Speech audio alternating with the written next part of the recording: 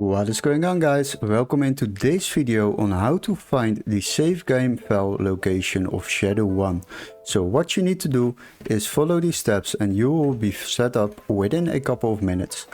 So what you need to do is go to the search bar on your taskbar and there you will type in percentage and then app data and then again percentage. Now what you will do is open the file folder with app data. After you have opened that file, then you need to go to local low, and after that you will find the tvgs file. So click on that and then click on Shadow 1 and here you will find the saves.